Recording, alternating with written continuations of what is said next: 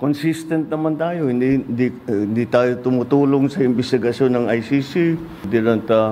We didn't help them in any way. So, tanging sinungaling, di ba? Hindi tayo tumulong sa ICC. Ano tong ginawa mo? Sabi niya, hindi, tumulong lang tayo sa Interpol, hindi sa ICC. Gago. Ano ba yung tinatrabaho ng Interpol para sa ICC? Tangina, lulukoy mo pa yung mamamayang Pilipino eh. Gumastos ka ng pera ng taong bayan. Impeachable to ah. Gumastos ka ng pera ng taong bayan, umamin ang DILG secretary mo na gumastos ka ng pera natin para itapon yung kalaban mo sa politika sa ibang bansa. Yes, good day. Magandang araw mga bossing. Kamusta ang buhay-buhay? Ito na naman tayo at tayo na naman po ay maghahatid ng mga malulupet na mga reaksyon patungkol sa mga issues ng bayan natin, mga nakalap nating mga materyales puwertes mula sa social media, Facebook, YouTube, at mga mainstream media na mga walang kwenta. At sigurado na naman na pag-iinitan ang mga vloggers dahil sa anghang ng ating mga komentaryo. Again, tayo po ay kumukuha ng materyales mula sa mga na-post na mga nandiyan dyan sa Facebook, sa YouTube, mga balita ng mainstream media at atin lamang po itong ini-interpret. Atin lamang po itong inire-reaksyonan. Pasok na pasok sa ating freedom of expression. Kaya yung mga mga balat sibuyas na mga nakikinig, nanonood, kung ayaw nyo pong masaktan, kung ayaw nyo pong kayo ay umiyak, because truth hurts, kung ayaw po ninyong matamaan sa paksa natin ngayong araw na to, mabuti pa matulog na kayo habang maaga pa. O kaya magbasa na lang kayo ng dyaryo, manood kayo ng Itbulaga, o kaya manood kayo ng programa nila Vice Ganda, yung mga walang kakwenta-kwenta mga programa na yan. At kung ano-ano pa, wag na kayong manood dito. Ngayon, kung ikaw ay magnanakaw, ikaw ay durobo, ikaw ay kawatan, ikaw ay sindikato, ikaw ay putok sa buho, kay demonyo, ikay santanas, ikaw ay walang kwentang tao, kurap ka na gobyerno, kurap ka na empleyado ng gobyerno, ikaw ay isang mapang-abuso sa kapangyarihan, in short, satanas ka. Ayan, naku, delikado ka dito sa channel natin kung ako sa'yo. No, kung ako sa'yo, ihanda mo na ang iyong sarili dahil tatamaan ka ditong putang ina mo ka. Another day, another uratan session with Boss Dada TV. Oy, alam nyo kagabi mga bossing, kagabi tawag din yung motorcade kami dito sa May EDSA. Nag-organize kami ng kami-kami lang. Nag-post kami. Yung Noisy 37, nag-post kami sa aming mga Facebook at sinabi namin na meron tayong tara. Kahit wala tayong kasama, tayo tayo yung motorcade tayo, dala yung ating mga sasakyan, tapos wagayway tayo ng bandila ng Pilipinas, tapos tayo ay sumigaw ng Duterte! Duterte! Hoy, alam nyo ba, binabagtas namin yung EDSA. Nagkita-kita kami mga bossing dyan sa may People Power Monument. Kasi syempre, kaya nga may People Power Monument para ipaalala sa lahat ng mga Pilipino na ang kapangyarihan ng tao pag nagsama-sama ay mas malakas pa kaysa sa kapangyarihan ng gobyerno. Na ang kapangyarihan ng gobyerno ay nanggagaling sa tao. Isa po yung ano po na yan, every time na dumadaan kayo dyan sa may White Plains, sa may Corinthians na yan, EDSA, papunta ng norte, papunta ng Cubao, ganyan. Makikita nyo yan, yung EDSA People Power Revolution statue. Every time na dumadaan kayo dyan, paalala yan na ang kapangyarihan ng Pilipinas ay nasa taong bayan, lalo na pag nagsama-sama.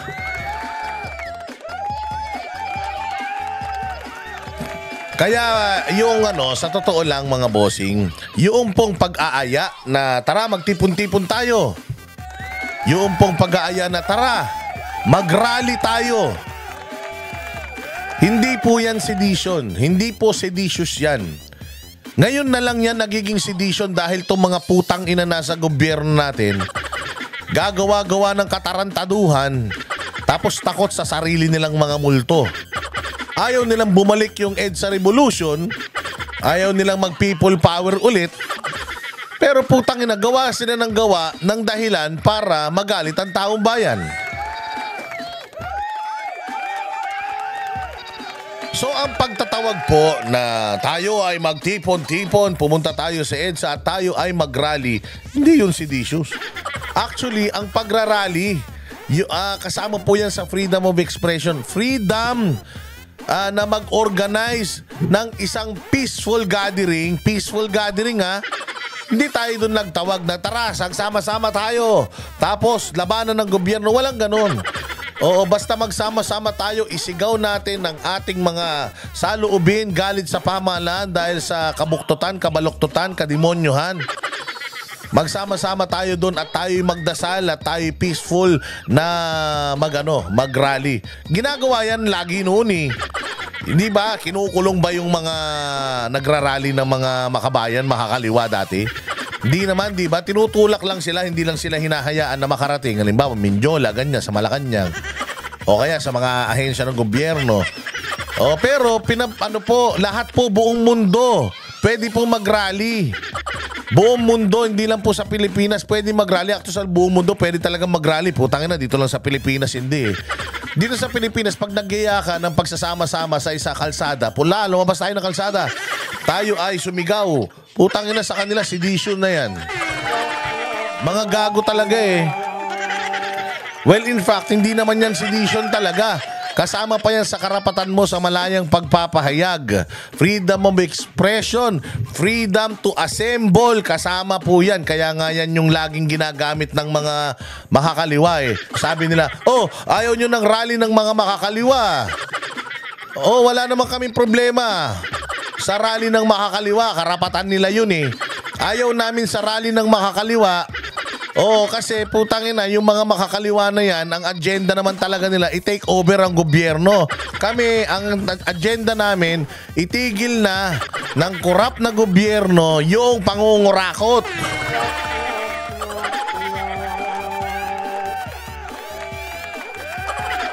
Yun ang namin. Yun ang aming sinisigaw. Itigil na yung pangungurap. At saka isa pa. So, ang ganda-ganda nung aming kahapon, ang haba-haba nung namin. Ilan lang din kami, siguro mga umabot lang kami mga 20 o kulang-kulang 30. Tapos, syempre, kanya-kanya kami ng sasakyan. So, madami talaga kami. Tapos, ang saya-saya kasi sa EDSA kami. Tapos, bumubusina kami ng 3. Duterte. 3 lang. Tot. Ganon. Tot. Ganon. Nagbubusina lang kami ng ganon. Tapos, nakalabas yung mga bandila namin sa aming mga sasakyan. Alam nyo ba, na kapag may nadadaanan tayo, nakapark, may nadadaanan tayo, mga nakamotor, nakahinto sila, lahat sila sumisigaw. Alam nila, wala kami mga banner. Wala kami mga banner na Duterte kasi nga nag-organize kami lang. Wala naman kasing pumupondo dito Hindi katulad ng mga rally ng makakaliwa.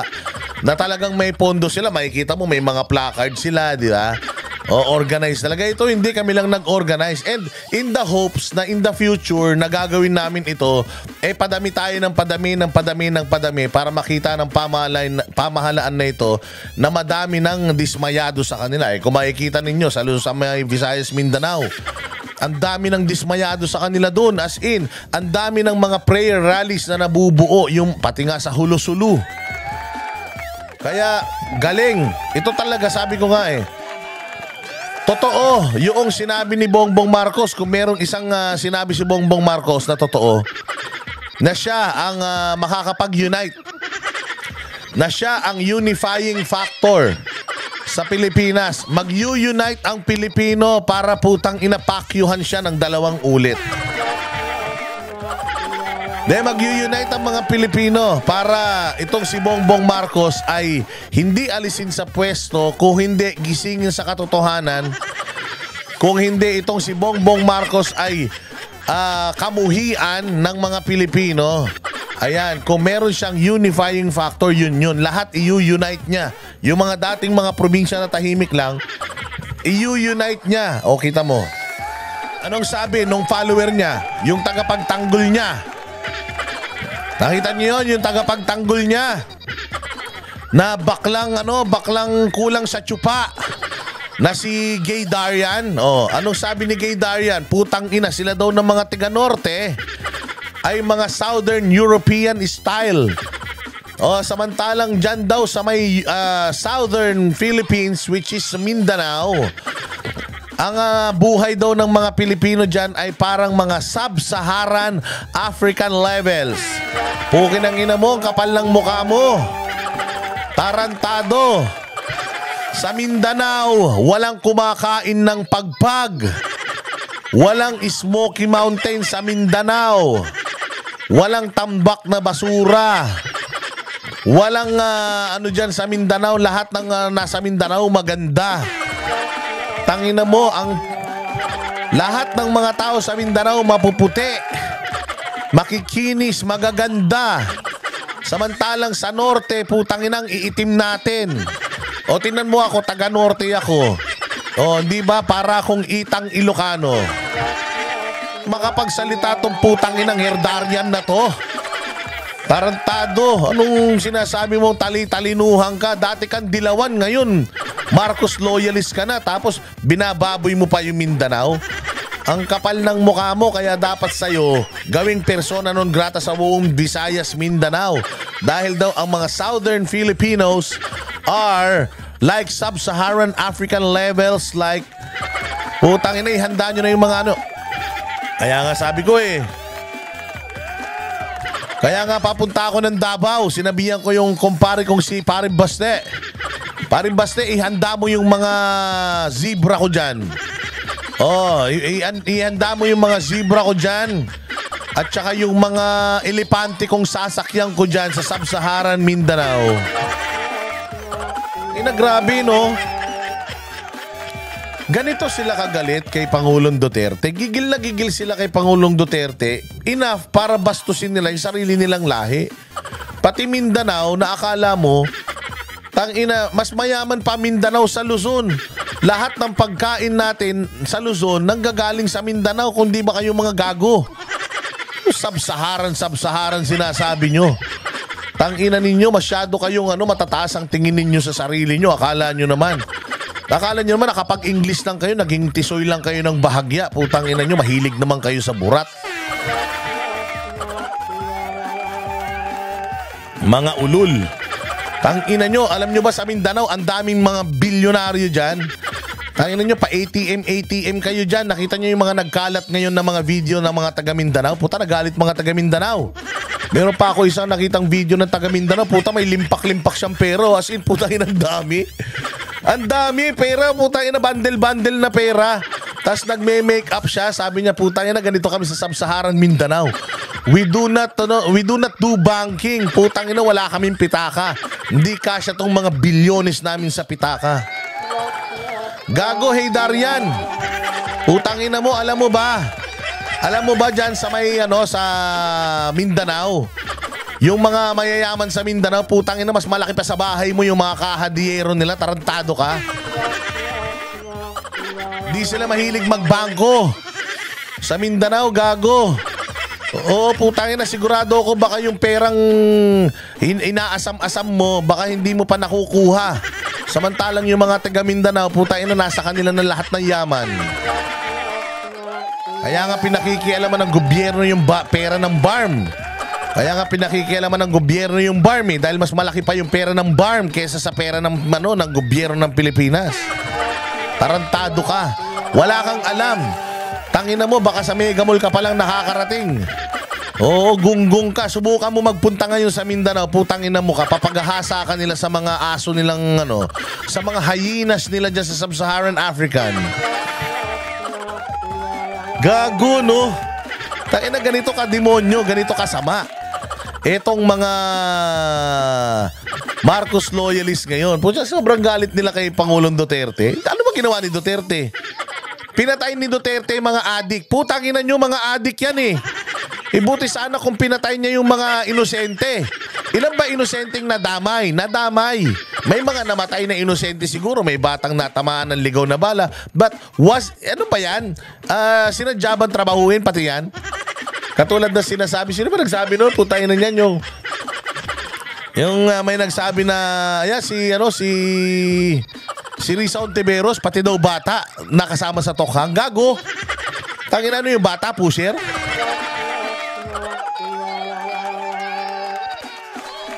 Gigil na gigil sila doon sa mga gigil na gigil sila sa mga namatay sa war on drugs. O, hindi ba? O, sino ba yung mga namatay na yan? Puta mga adik. Sabi ko nga sa iyo, tinan mo yung mga picture sa ABS-CBN. Nung mga nanay may hawak ng picture, mga asawa may hawak. Putangin na purong iwi, ganyan. Walang ang lalaki ng mga pisngi. O, yung mga pisngi pala wala na, nangangawala na. O, yung mga picture nung mga pinakikita nila mga namatay na mga kamag-anak nila, putangin na puros mga payat. Paano mga adik? Bay gago pala kayo eh. Nakipaglaro kayo sa apoy tapos pag namatay kayo, galit kayo. Putang ina, pero hindi nyo nakikita yung epekto ng droga sa bayan natin. Yung mga pinagpapatay ng mga drug addict.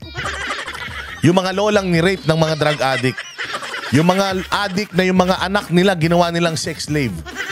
O na yung mga addict na walang pang shabu, ang ginawa nila ng hold up. Putang ina, kinuha na nga yung cellphone, pinatay pa yung hinold up.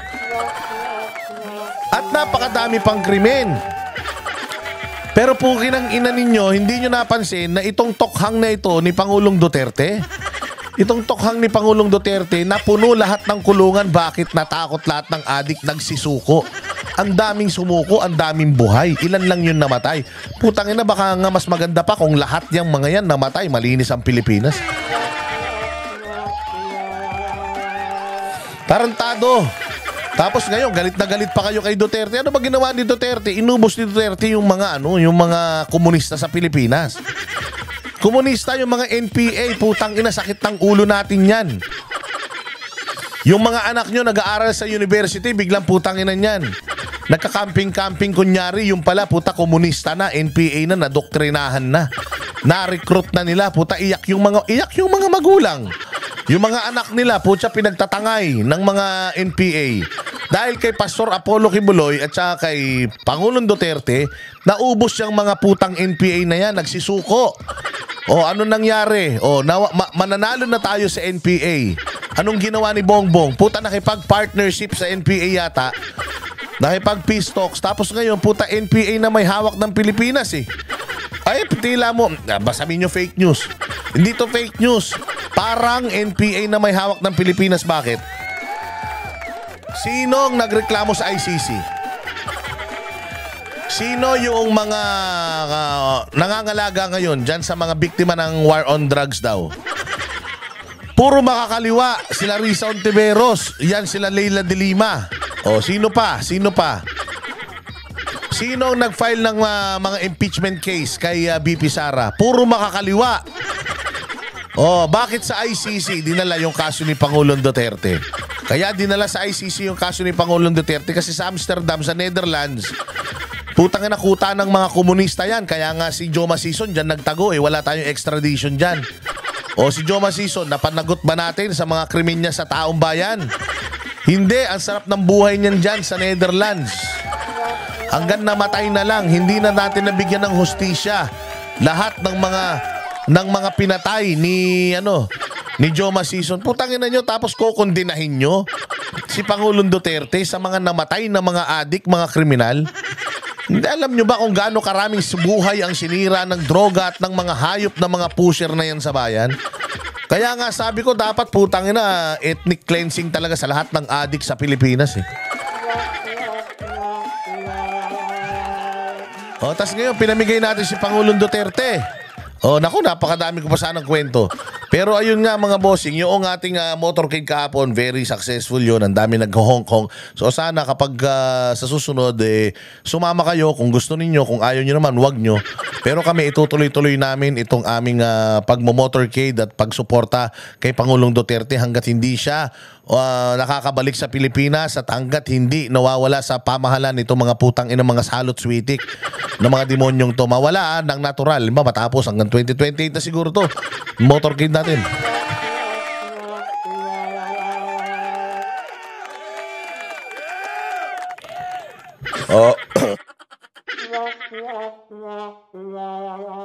Ano ba pag-usapan natin? Sabi ko sa iyo, nauubo pa ako. Pag-usapan natin mga boss, itong itong mga balita sa ICC ngayon. Meron akong mga rito, mga pili rito. Saan na naman yun? Ito daw ang Pangulong Duterte daw ay dumaan sa sa lawful na proseso ng pag-aresto ha. Pakinggan ninyo itong itong balitang ito and then reaksyonan natin ng malupit. Dumaan sa proseso yung pagpapatupad ng arrest warrant. Again ang dami nating mga videos na nakita.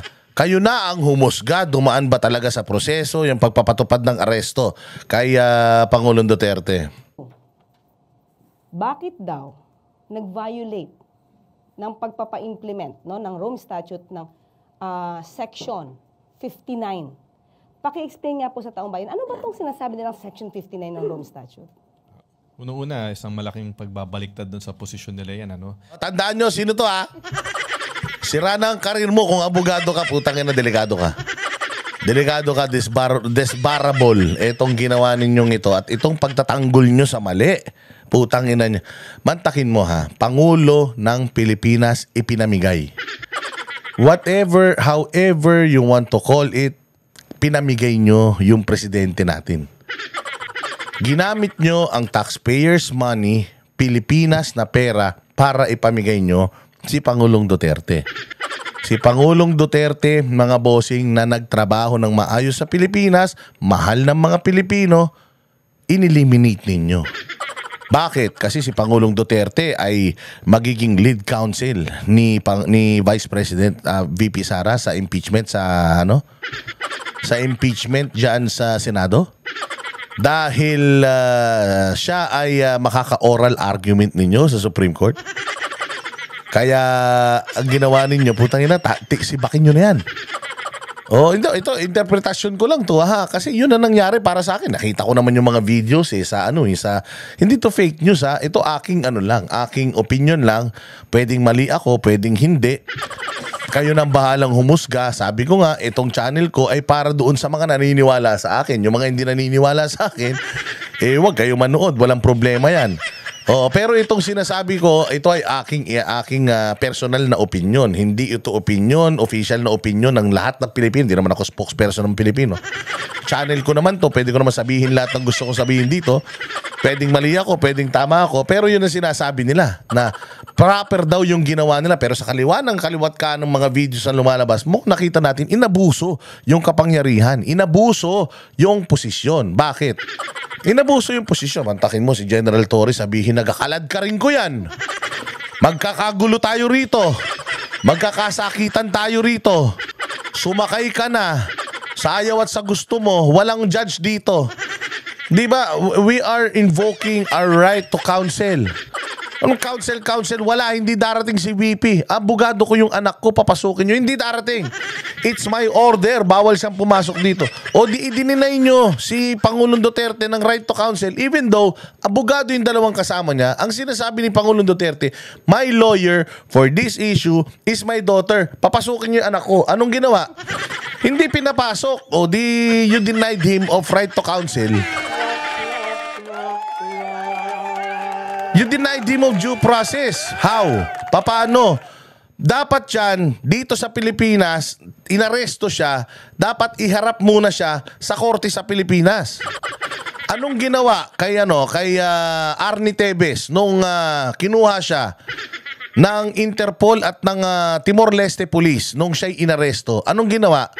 Ikinulong si Arnie Tevez sa Timor-Leste, ipinasa yung kanyang kaso sa local court. At hanggang ngayon, si Arnie Tevez, hindi naman siya residente ng Timor-Leste, pero dahil may due process sa Timor-Leste, hindi pa siya pinapauwi sa Pilipinas. Putang ina! Putang ina! Si Arnie Tevez na hindi Timor-Leste resident, gobyerno ng Pilipinas yung humihingi sa kanya. Anong sabi ng Timor-Leste? Mag-trial tayo. Yung kanyang extradition papunta ng Pilipinas, i-hearing natin. Tingnan natin kung makabuluhan ba yung inyong request. Bakit? Wala naman tong batas na nilabag sa Timor-Leste. Meron siyang batas na nilabag sa Pilipinas, pero technically, legal siyang naninirahan dito ngayon sa Timor-Leste. So kahit hindi siya presidente ng Timor-Leste, kahit na residente nyo siya, the fact na nandito siya sa bansa ko, responsibilidad ko yung human rights niya. Anong ginawa ng Timor-Leste? Hanggang ngayon, nasa kanila pa si Tevez dahil hindi nag-comply yung ating DOJ sa sistema, sa proseso. Naka-house arrest ngayon si Arnie Tevez.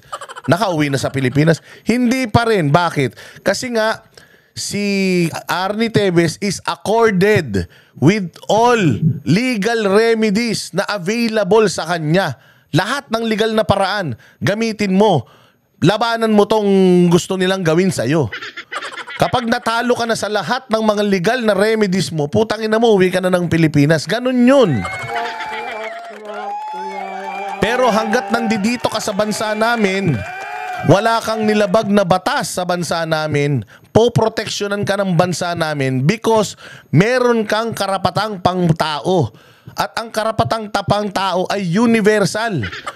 Hindi yan karapatang pangtao ng Pilipinas, karapatang pangtao ng Timor-Leste. Hindi. It's universal. Yung karapatang pangtao mo, it's absolute. Sa'yo yan kahit nasaan kang lupalop ng mundo. Kahit nasa Mars ka, nasa Jupiter ka, yung karapatang pangtao mo, karapatan mo yan, sa'yo yan. Birthright mo yan. O anong ginawa nila kay Pangulong Duterte? Sarili nilang residente. Buti sana kung normal na kriminal eh. Yung normal na kriminal sa ibang bansa, pinauuwi nga natin sa Pilipinas eh. Di ba? Kasi nga, ayaw natin na doon sila nakakulong. Ayaw natin na doon sila bibitayin. Pinauuwi nga natin eh. Tapos tayo ito, si Pangulo pa to, dating Pangulo.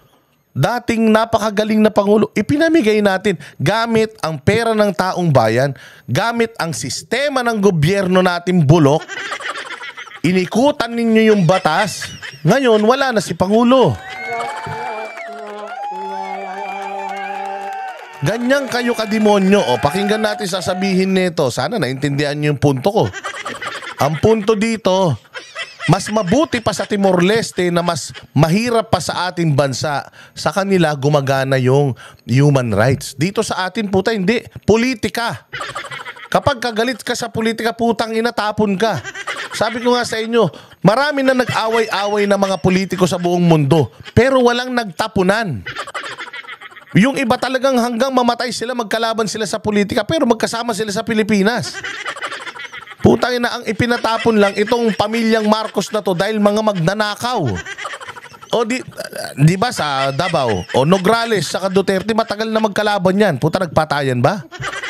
Hindi naman. Yung iba nagpatayan, yung iba, deadman lang. Labanan tayo, paramihan tayo ng boto. Pero putang ina yung i-shortcut mo, gamitin mo yung kapangyarihan mo, i-weaponize mo yung gobyerno gamit ang pera ng taong bayan, eroplano ng Pilipinas, gasolina ng eroplano, galing sa atin lahat. Pera ng Malacanang. Putang ina, isinuko talaga natin yung tao. Tapos sasabihin nyo, hindi tayo nakialam, hindi tayo nakipagtulungan. Putang ina nyo, mga sinungaling kayo eh. Dahil habang pinapatupad namin yung warrant of arrest, sinasabi nila na wala na tayo sa Rome Statute, wala na tayo sa ICC. Dapat hindi gamitin yung mga provision ng ICC ng Rome Statute. Ngayon, dahil convenient, biglang ginagamit. Pero sa amin naman, no, may nakalagay doon sa Article 59 na dapat may... Convenient sa kanila, kaya nila ginagamit. Tanga, hindi. Hindi yun convenient sa kanila. Yun yung pasok sa kanilang legal remedies. Mga karapatan nila yun. Ngayon, dahil hindi rin convenient sa inyo, hindi nyo pakikinggan yun. Meron kayong sarili ninyo. Na yun yung convenient sa inyo para ipatupad ninyo itong para sa amin ay illegal. Puta, kidnapping nga to eh. Taki mo, kinuha nyo sa eroplano, dinala nyo sa isang lugar, hindi nyo pinaharap sa abogado niya, hindi nyo pinaharap sa korte sa Pilipinas. Tapos puta, pinahatid nyo sa ibang bansa, ang tanda-tanda na, walang mga dalang damit. Mantakin mo yung The Netherlands pa yung nagbigay sa kanya ng damit na panglamig. Hindi nyo man lang pinirepair, ang tagal niyang pupunta ron. Wala kayong mga puso, ano ba naman yung, o sige, papuntahin mo na yung mga pamilya mo rito. Matagal kayong hindi magkikita-kita. Anong sabi ni Torre? Mura lang naman pamasahe, doon na kayo magkita-kita. Tangina, ganyan ba natin irespeto yung mga dating pangulo? Kuha sa inyo, si Gloria Arroyo, si Erap, kahit na nakulong yung mga yan, putya sa kulungan, VIP pa din yan. Kasi hindi naman yan normal na tao. Tapos sasabihin ni Torre, yung normal na tao, ganito, yung normal na tao, ganyan. Siya nga, binigyan pa namin ng VIP treatment. I'm sorry, ano ka? Dapat talaga bigyan mo ng VIP treatment yan. Dating pangulo yan eh. Kaya corrupt na pangulo yan, kaya hindi, dating pangulo pa rin yan. Hindi yan normal na tao katulad nung sinasabi mo. Na parang yung normal na tao, madali lang hulihin, tapos ikaw VIP treatment. Dapat talaga VIP treatment, una sa lahat, 80 na yan. Yung nanay ni Marcos, hindi nyo nga mapakulong-kulong eh. Guilty na yan sa plunder eh. Pero putay na, naka-wheelchair pa din, hindi pa rin nakakulong. Di ba? Kaya ganon, kasi nga, ang korte natin, lenient. Sabi, matanda na yan eh. Pag yan pinasok mo pa sa kulungan, mamatay pa yan dito. Ganun din naman, matanda na yan. Marapit na rin naman mamatay yan eh. Babayaan nyo na yan sa laya. Di ba yung iba gano'n si Enrile? Pinalabas nga natin sa katandaan eh. Ang dami nga yung mga nakakulong, pinalalabas ni Remulla dahil sa mga edad eh. Tapos ito, 80 anyos, gaganyanin mo. Ang pinakamasaklap, dati pang presidente. Tama ba yun? So kung halimbawa ikaw, hindi ka na general, pwede ka nang tadyak-tadyakan ng mga pulis? Pag hindi ka na general, hindi ba mag-ano ka pa rin? Teka, dati akong general ah. Kaya nga, meron kayong titulo na retired general. Kasi yung titulo nyo, nandoon yun, pinaghirapan nyo yun, at nire-respeto yun, dapat irespeto yun. Di ba? Okay, buti sana kung retired police ka lang. Hindi. Di ba kapag nag-retiro na kayo bilang mga general, retired General Nicolas Torre, ganun ang tawag sa'yo pag nag-retire ka. Nandoon pa rin yung pangalan mo kasi deserve mo yung respeto that comes with the retired general na tawag sa'yo, na ranggo mo. So you should be accorded with respect. Dahil ikaw ay dating general, nagsilbi sa bayang Pilipinas, dapat irespeto ka kahit retirado ka na. Dapat nga pinasasalamatan ka pa for your service, tama? May mga pensyon ka pang matatanggap dahil pasasalamat sa serbisyo mo, tama? Therefore, may yung mga titulo nyo, meron niyang silbi. This is a former president. Pinakamataas na posisyon sa gobyerno. Hindi yan umalis sa posisyon, pinatanggal, inimpeach dahil nagnakaw. Hindi, natapos niya yung termino niya ng maayos. Therefore, dapat nire-respeto niyo yun. Former president. You should be, the former president should be accorded with VIP status. Kaya nga yan, kahit former president na yan, nagpunta yan sa Hong Kong. Binantayan niya ng mga Hong Kong police. Wala nang posisyon sa gobyerno yan. Wala nang posisyon sa gobyerno yan. Pero ang status niyan sa ibang bansa, ano pa din? Diplomat pa din. Diplomatic status pa din yan. Ang dami niyang mga bodyguard na mga matatangkad na mga Hong Kong police na nag-assure ng safety niya. Bakit? Kasi siya po ay dating presidente ng isang bansa. At ganun din tayo. When a former president from other country goes here, we secure the person. We make sure nothing bad is gonna happen to that person because that person is very important sa kanyang bansa. Ganun yun, General Torre. At ikaw, abogadong kupal. Ganun po yun. Ganun po dapat natin nirespeto ang karapatan ni Pangulong Duterte. Hindi naman siya normal na tao. Oo, hindi siya normal na tao. Kaya wag niyo sabihin na sorry na VIP treatment. VIP treatment, puta, kinakaladkad nyo. VIP treatment, puta, halos baboy-baboyin nyo doon, Tore. Tumigil ka, hindi ka matino. Ang daming mga video na nagkalat ngayon. Ipinakikita kung gaano kakabastos at balasubas. Balang araw. Balang araw. Oo, balang araw. Darating din sa inyo. Itong magiging 80 din kayo. Magiging mahina din kayo. Darating ang panahon, putang ina yung mga tain nyo sa puwet. Walang magpupunas para sa inyo. Mamamaho kayo. Magkakaketong kayo sa katandaan ninyo. Tandaan niyan. Competent authority, competent judicial authority na magsasabi, na magpapatunay na yun. Doon sila nadali sa competent judicial authority. Pucha, ang sa kanila, DOJ daw ang competent official authority. Ha? Competent na korte? Hindi naman kayo korte. Kahit may quasi-judicial functions kayo, hindi pa rin kayo korte. Ang korte ng DOJ, Pilipinas. Ang korte ng DOJ, Pilipinas. Hindi kayo piskal ng ICC. Piskal kayo ng Pilipinas. Nag-file ng kaso sa ICC na walang jurisdiction sa atin. Tapos nagsilbing ikaw ang competent court, DOJ. Puta, executive kayo eh. Ibig sabihin, kayo? Yung opisina ninyo, ang boss nyo, presidente. So dapat ipinahawak niya sa co-equal body ng executive. Sino 'yun? Ano 'yun? Judiciary.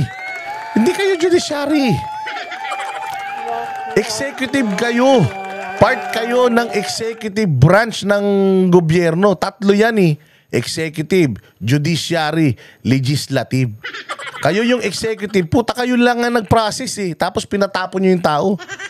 Dapat yan, pinahawak nyo sa isang competitive court and then let the court decide here in the Philippines kung papadala ba siya doon or not.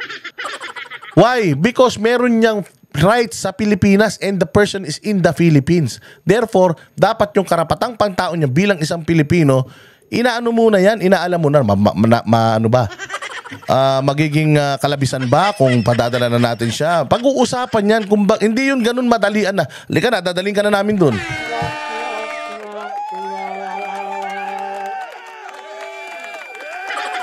Hindi po yung ganun, sir. Maling-mali po yun. Kayo po ay Department of Justice. Wala po kayong kapangyarihan para mag-convict ng tao. Maghanap lang po ng probable cause. And then, pag may probable cause, ifo-forward nyo na saan? Sa Regional Trial Court. Ifo-forward nyo na sa judiciary. And you let the judiciary take its course. Whether guilty or not guilty, tama? So kayo po ay piskal sa Pilipinas. Hindi kayo piskal ng ICC.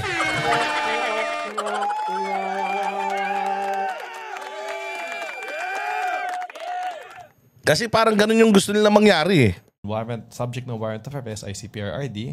Pangalawa na yun dumaan sa proseso, yung pagpatupad ng warrant of arrest sa kanya. At pangatlo, na ginalang lahat ng mga karapatan niya. Ginalang lahat ng karapatan? Puta, napakasinungaling yun talaga. Alam mo, wala talagang itong gobyerno to pinakasinungaling. Sinungaling ba? Ginalang lahat ng karapatan. Anong sabi ni Pangulong Duterte?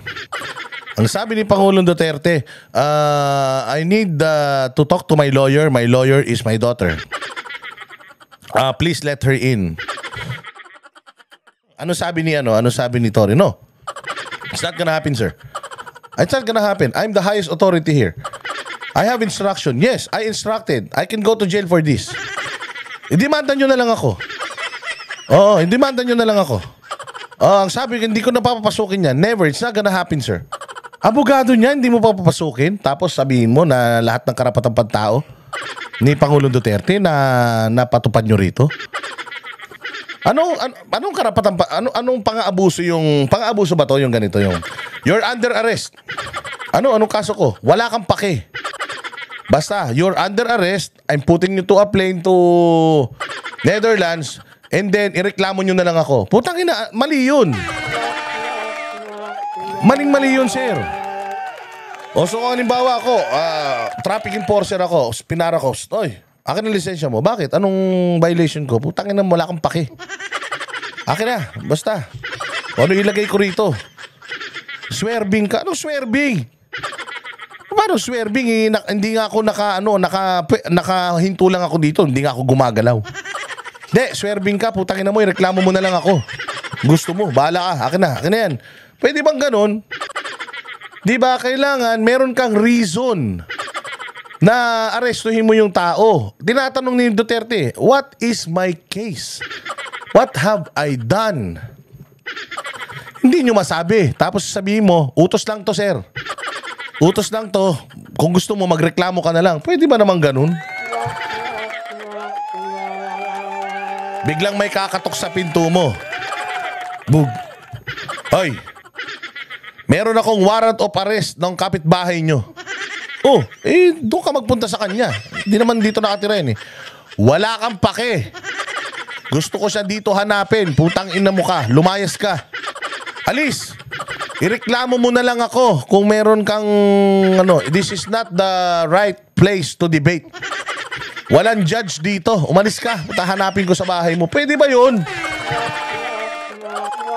Tang ina naman eh. Mali na, ginagawa pa natin tama eh. O di ba, yan lang palang yung ilang mga classic example. Pwede itong maging bad precedents eh. Lahat na ng pulis ganyan. Kahit type lang nila yung shota mo, bigla kang arestuin. Arestado ka, bakit? Ganda ng chicks mo eh. Wala namang kaso yun eh. Basta may kaso ka. Ireklamo mo na lang ako kung gusto mo. Basta kulong ka. Di ba? Ganun ang ginagawa ni Torre. Walang judge dito, sir. Walang kwenta lahat na sinasabi nyo. Lahat ng mga karapatan nyo, wala akong pake. Sasama ka sa akin sa ayaw at sa gusto mo. Hindi makakapasok abogado mo rito basta sumakay ka sa eroplano.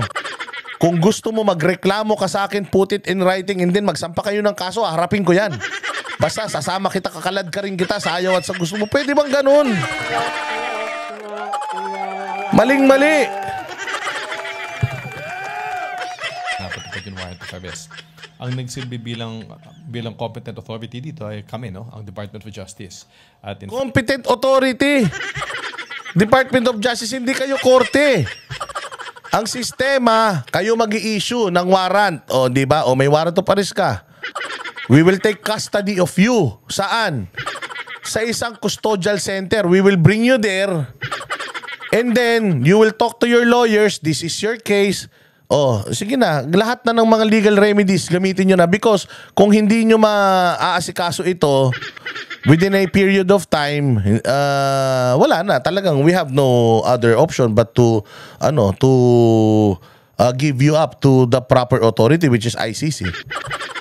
Pero dapat nagstay muna siya dito and then let his lawyers kumbaga brainstorm and then let his lawyers do the proper TROs, motions and stuff. Di ba ganun naman dapat? And then a competent judge here in the Philippines will check the motions whether it's approved or not. And then if it's not approved, then you can go ahead and bring him to wherever you want to bring him or you want to take him. Di ba ganun yun? Okay. It says here ganito ganyan. It's insufficient. Insufficient. Okay, I move to approve the warrant of Interpol and ICC and he can go to he can go to ganun yun. O kaya ganun. Okay. Give me some time, 3 more months. Ikulong lang muna yan. Tapos pag-uusapan pa natin because I also need time to rule on this. Tapos mag-oral argument pa kayo. Petition to, lahat yan. Ganun dapat. Hindi yung, mayroon kang awaran sa ibang bansa. Alis ka na. Di ba pwedeng ganun?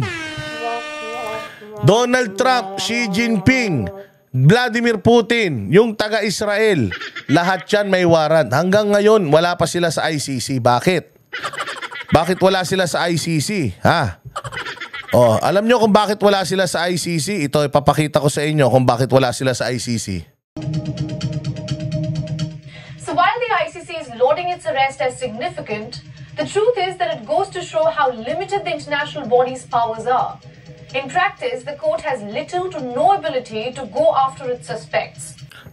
This ICC has little to none ability to go after its suspects. Wala talaga silang kapangyarihan because ICC, ano yan? Politika yan. Besides, sir, doon sa abogado ng DOJ, unang-una sa lahat, papayag ka, taga-DOJ ka, papayag ka na walang isang kasong na-file kay Pangulong Duterte dito sa Pilipinas, ibibigay mo siya sa ibang korte. So parang tinanggap mo na bobo yung yung korte natin. Tinanggap mo na hindi natin kayang i-handle tong issue na to. Kasi dapat ikaw defensive ka dahil ikaw ay taong batas, taong korte, defensive ka. Wait, why ICC? No. We should file all these cases here in the Philippines. Whatever cases or whatever case was filed against the ICC or in the ICC, we should take it and file it here and then we try it here. Kapag nagkaroon ng hocus-pocus dito at yung yung korte natin dito namanduhan, ayun, saka kayo tumakbo dun. Di wala pang ang kasong na-i-file dito. Pumayag ka na i-file doon, na doon siya dalhin. Kaya nga sabi ko, sana ma-disbar lahat ito Sana lahat ng itong mga itong mga naabuso, sila Hanilet, sila PRD, yung grupo niya, mag-file ng disbarment case sa lahat ng mga abogado na nandito, kahit dyan kay Jean Pardo. Kasi abogado yan i-file nila na putya lumabag sila sa sa protocol, lumabag sila sa batas. Meron nga silang ethics diyan. Si Larry Gadon nga na na disbar dahil tinawag lang niyang bobo yung mga Ito pa kaya pumayag ka na magmukhang walang silbi ang mga korte dito sa atin, Supreme Court, RTC, MTC, lahat ng trial courts, Court of Appeal. Parang walang silbi, walang kaso dito tapos pumayag kayo na ibigay sa ibang bansa yung kaso. Dapat pinilit nyo na yung kaso sa ICC makuha natin dito mag-file kasi umamin si Pangulong Duterte sa mga kaso diyan sa Quadcom. Ang sabi nga niya, file cases against me. File cases here. ICC, sa yan, dito muna tayo. Let's resolve it here. Kung makulong ako dito, kung mamatay ako dito, hindi ako mamamatay. Sabi pa nga ni Pangulo, you're gonna turn me over to the foreign? Tangina, pinangalagaan ko yung Pilipinas na hindi tayo pasukin ng mga foreign entity tapos ibibigay mo ako doon pag retire ko. Patayin mo na lang ako dito, 'di ba sinabi ni Pangulong Duterte? Bakla si Hindi niya na hindi nila ginawa. Bakit? Putsang ina. It will make PRD a hero. Ito sinasabi dito sa balita na to. It's a toothless court. Wala silang capacity na i-impose yung kanilang sarili sa lahat ng bansa. Unless tarantado yung presidente mo. Unless gago yung bansa mo, unless walang kwenta yung bansa mo, magkakaroon sila ng kapangyarihan. Paano sila magkakaroon ng kapangyarihan? Ulitin natin tong sinabi dito So while the ICC is lauding its arrest as significant, the truth is that it goes to show how limited the international body's powers are. In practice, the court has little to no ability to go after its suspects, unless it has all pieces in a specific order, like in Philippines right now. Unless it all has the pieces. Ano yung pieces na yon? Una, baliw yung presidente. Pangalawa, kalaban sa politika. Pangatlo, ang lakas ng PDP laban. Pang-apat, putya, mahal na mahal siya ng mga Pilipino, selos na selos ako. Kasi kahit saan ako magpunta rito, nangangawit na ako kakaganyan, hindi pa ako sinisigaw, binabalikan ng pagmamahal. Sa sobrang dami ko ng perang pinakawalan para mahalin ako ng tao, nabibisto na unti-unti yung kabubuhan ko. Those are the pieces na kailangan para magtagumpay ang ICC. There were two other world leaders the ICC had issued arrest warrants against. Ayan, dalawa na yan, may arrest warrant. Pinamigay sila ng bansa nila? Hindi, si Donald Trump may arrest warrant sa ICC. Binigay siya ni Biden? Kahit magkagalit sila ni Biden, hindi binigay ni Biden si Donald Trump because yari siya sa mga Amerikano. Why? Puta, Amerikano tayo tas magsasubmit ka sa ibang lahi. Papatayin siya ng mga kano. O dito sa atin. O di ba? Ganun ang nangyari diyan sa sa ibang bansa. Past 1 year, Israeli Prime Minister Benjamin Netanyahu was accused of war crimes in Gaza on November 21st last year. And Russian President Vladimir Putin was accused of war crimes in Ukraine on March 17th, 2023. War crimes. Pucha, si Pangulong Duterte, drug war. Ginawa, si Ukraine, Vladimir Putin, ang ginawa niya, pucha, binomba niya ng binomba yung Ukraine, daming mga namatay, pati bata. Walang kasalanan to mga to, ha. Ganon din si Israel, binomba niya yung Gaza, wala siyang pake, bata, matanda. Mamatay, wala akong pakialam. Matitindi yun, di ba? Hindi pa sila na, ito si Pangulong Duterte, sinong pinatay niya? Sinong namatay doon sa gera niya? Puta, puro kriminal. Puro tarantado, mangilan-ngilan lang yung nadamay na mga inosente pero hindi man sadya yun. Nakulong man yung mga pulis na tumrabaho sa mga yun. Marami naman na-dismiss na pulis. Ang dami rin namang buhay, hindi naman lahat namatay. Dami namang buhay na mga sumuko. So yung ratio, malayong malayo. So yung sinasabi nilang 20-30,000 na namatay, gago pati binangungot, nilagay nila dun sa sa listahan, di naman kasalanan ni Duterte. Yung basta lahat ng namatay within that period of time, lahat ng namatay na wala yung mga cold cases, yung mga walang, di alam kung sino pumatay, basta namatay na lang. Kumbaga lahat ng mga hanging ng mga kaso, putya, sinama nila sa listahan. Binload nila. Sa katotohanan, sabi nga, 3,000 lang talaga yung namatay. 3,000 dun sa operation yung legal na operation, 3,000. Pati yung mga sinalvage yung mga sinalvage na, hold upper ako, wag tularan. Tangina, sinisi nila lahat kay Duterte yun. Dahil daw, kasi nagbigay siya ng ng order na lahat ng kriminal patayin Ayan, tuloy. May mga, may mga vigilante na sa Pilipinas. Pucha, pati yun lahat dinamay. Yung iba naman doon, naglinis sa rangko nila. Limbawa ako, pulis ako, iskalawag ako, may mga tao ako, pinagbibenta ko ng drugs. Pag may nahuhuli akong drugs, pinapabenta ko sa kanila. Nung naglilinis na sa PNP, pinatawag ko lahat. Oli kayo, may meeting tayo. Pinagpapatay ko lahat yung mga tao ko na yun. Pinaglalagyan ko ng tape, nilagyan ko ng drug lord ako. Huwag tularan, di ba? Pinagtatatapon ko.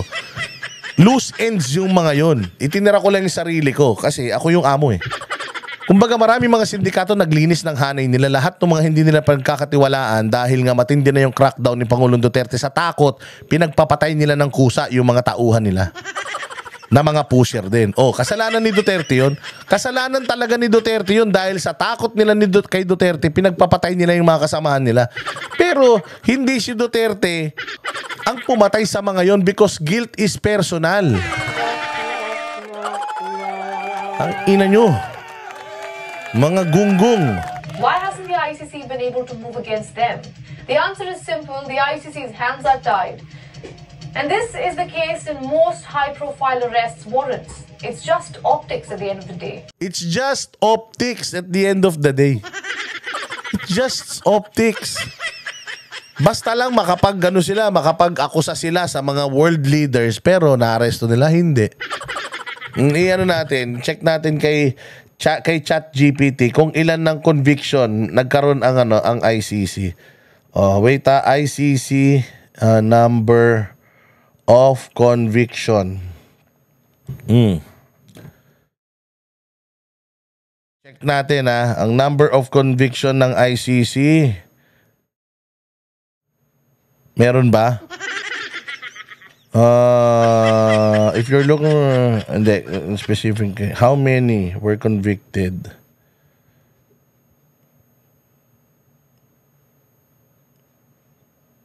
In ICC.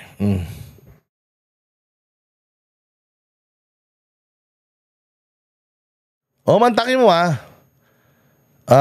as of March 2025, ICC has issued 11 convictions and 4 acquittals. The ICC has handled 32 cases which involving multiple suspects. So, ang tagal na ng ICC. Ito pa lang yung ano nila. Ito pa lang yung kasong hinawakan nila. 41.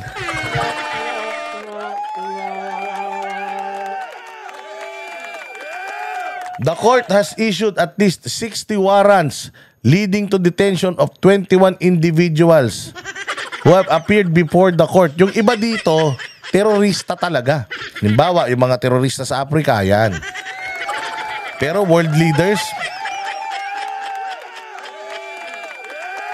yun. So, yun lang. Ganun lang ka konti.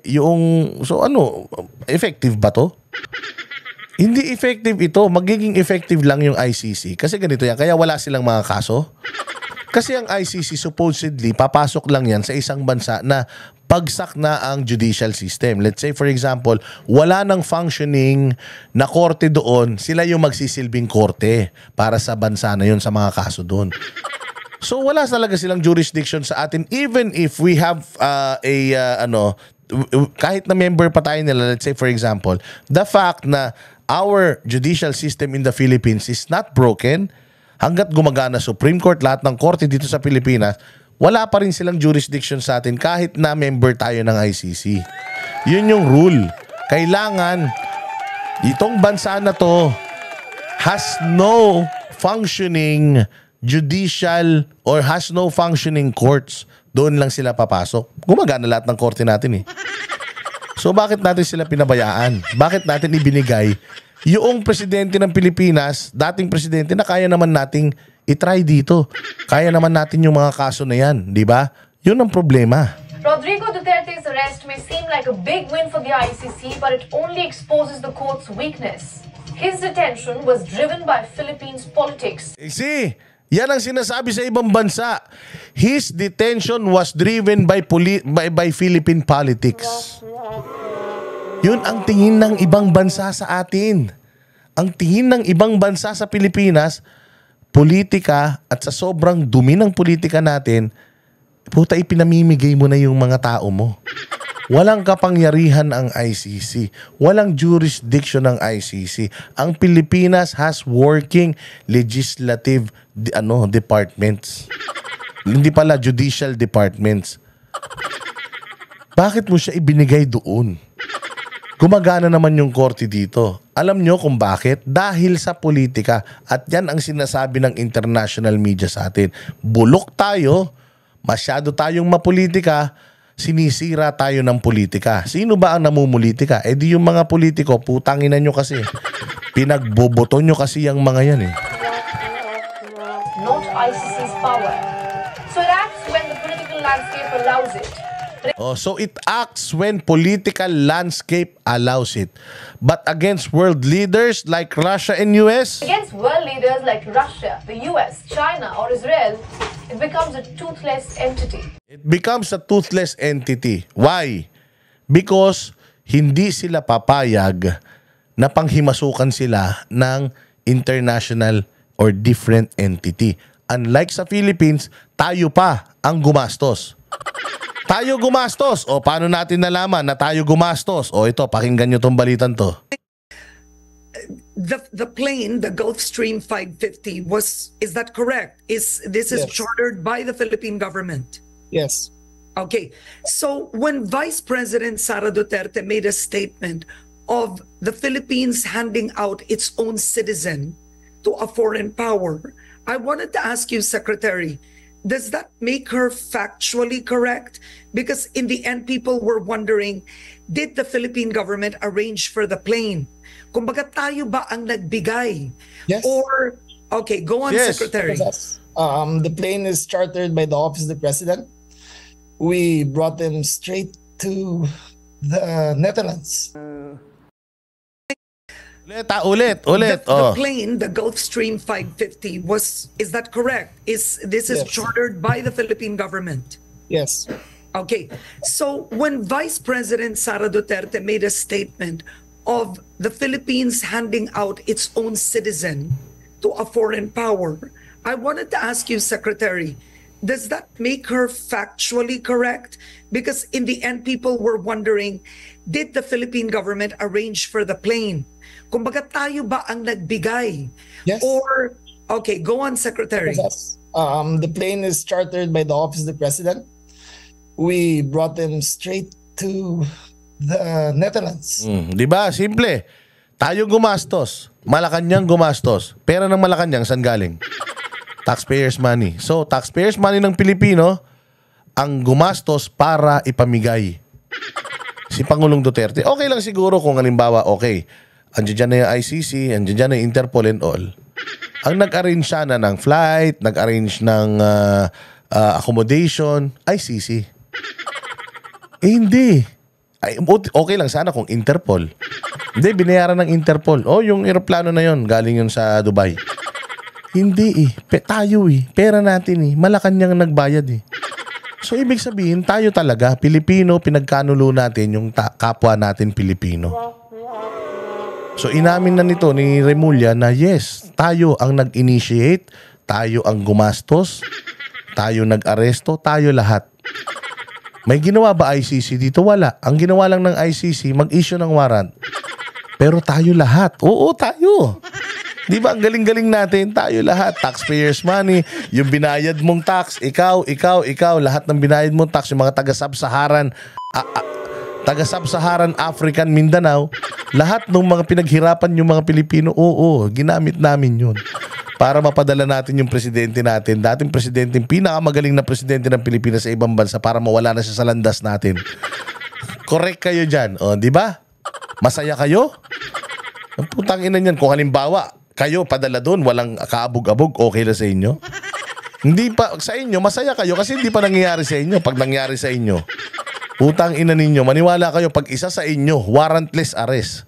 Isa sa inyo inaresto ng mali. Putang ina, huwag kayong iyak-iyak.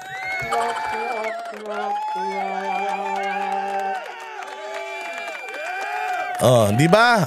Diretso. Consistent naman tayo. Hindi tayo tumutulong sa investigasyon ng ICC. We didn't help them in any way. So, putang sinungaling, di ba? Sabi ko nga sa inyo, nuknukan ng sinungaling tong hinayupak na to. We did not help in any way. Hindi tayo tumulong sa ICC. Ano tong ginawa mo? Sabi niya, hindi, tumulong lang tayo sa Interpol, hindi sa ICC. Gago. Ano ba yung tinatrabaho ng Interpol para sa ICC? Tangina, lulukoy mo pa yung mamamayang Pilipino Gumastos ka ng pera ng taong bayan. Impeachable to Gumastos ka ng pera ng taong bayan, umamin ang DILG secretary mo na gumastos ka ng pera natin para itapon yung kalaban mo sa politika sa ibang bansa. Nakakahiya ka, nakakadiri ka. Putang ina, nakakahiya ang Pilipinas dahil sa yung hayop ka. Ewan ko na lang, Diyos na ang bahala sa'yo. Ayan. So maraming salamat mga bossing. Sana marami kayong natutunan dito sa ating palatuntunan ito. Mabuhay kayo. God bless us all and God bless the Philippines. Maraming salamat sa mga nagla-like, nag-share, nagko-comment. Importante yan Like, share, comment. Importante yan. Pag di nyo ginawa yan, bahala kayo sa buhay nyo. Like, share, comment mga bossing. Mabuhay kayo. God bless you. God bless us. And sana makaraos tayo sa lahat ng mga problemang ibinigay sa atin nitong ulol na ito. Kami ang boses ng masa, hindi natatakot. Katotohanan lang, di kami nalulunod. Walang bahid ng sismis, lahat ay totoo. Kahit sino ka pa, pag mali ka babanatan ka. Walang pinipili kulay, wala kaming kinikilingan. Basta para sa bayan, kami lalaban. Pag tama palakpakan, pag mali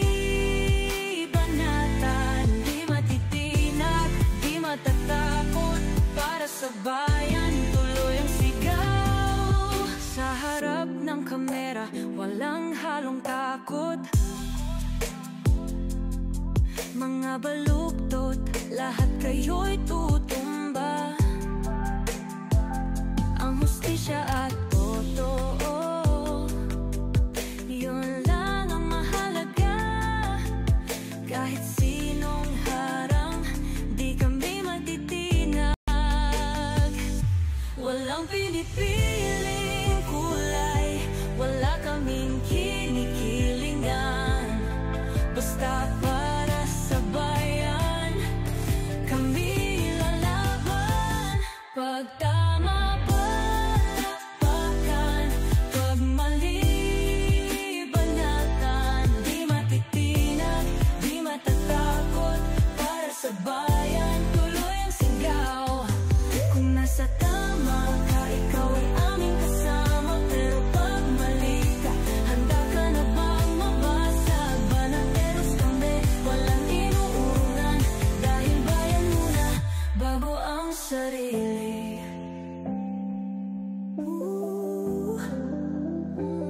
Bago ang sarili.